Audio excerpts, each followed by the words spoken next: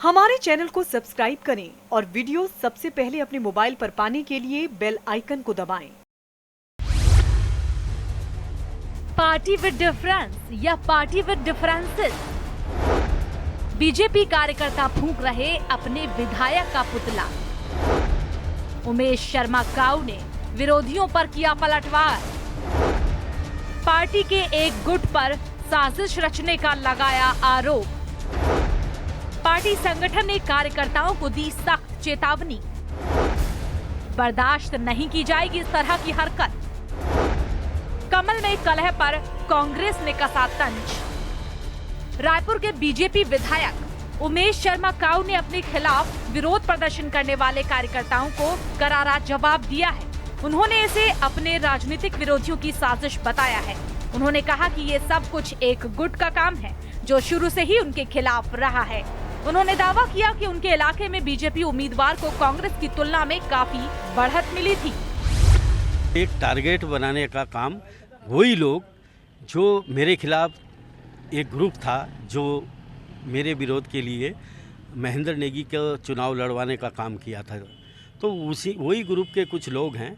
ये संगठन का काम है टिकट देना, और विधायक को जो जिम्मेवारी दी गई उसने पूरी शिद्दत के साथ निभाई।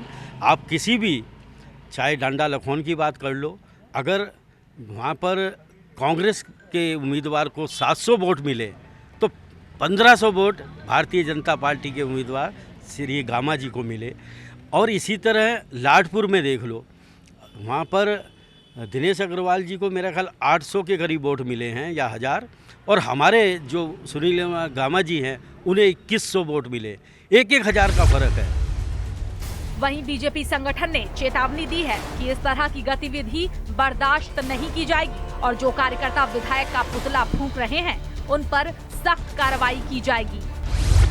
किसी कीमत पे भी पार्टी के बड़े नेताओं के खिलाफ इस तरह का कृत्य कार्यकर्ताओं को नहीं करना चाहिए। हम बहुत अनुशासित पार्टी हैं और किसी भी कीमत पे इस तरह की बदतमीजियों को बर्दाश्त नहीं किया जाएगा। मुझे लगता है कि अगर किसी को कोई बात का विरोध है, किसी को अपनी बात कहनी है, तो पार्टी फोरम में आके वो जो तरीका होता है, जो पार्टी का सिस्टम है हमारी, उस सिस्टम के तहत अपनी बात को कहेगा तो उसकी बात को गहराई से लिया जाएगा। लेकिन अगर इस तरह की कोई बदतमीजी होती है तो मुझे लगता है उन लोगों के खिलाफ कार्रवाई की जाएगी। वहीं कांग्रेस ने इस पर सवाल खड़े किए हैं। कांग्रेस ने तंज कसते हुए पूछा है कि एक तरफ तो बीजेपी कह रही है कि ऐतिहासिक जीत हो गई और दूसरी तरफ बीजेपी कार्यकर्ता विधायकों का पुतला क्यों फूंक रहे हैं।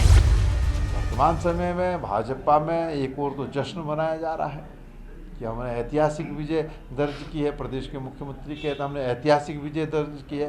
मैं तो प्रदेश के मुख्यमंत्री जी से पूछना चाहता हूँ, किस बात की ऐतिहासिक विजय आपने दर्ज की है? आप देहरादून जीत गए, ऐतिहासिक मान रहे, लेकिन डोईवाला भी तो हारे हो मुख्यमंत्री जी। हरिद्वार भी तो हारे हो, जिस हरिद्वार से आप पूरे देश के अंदर जो है अपना एजेंडा देने का काम करते हो, वहाँ भी तो हारे हो। तो और ऐतिहासिक जीत अगर हुई है तो फिर ये विधायकों के पुतले क्यों फूंके जा रहे हैं?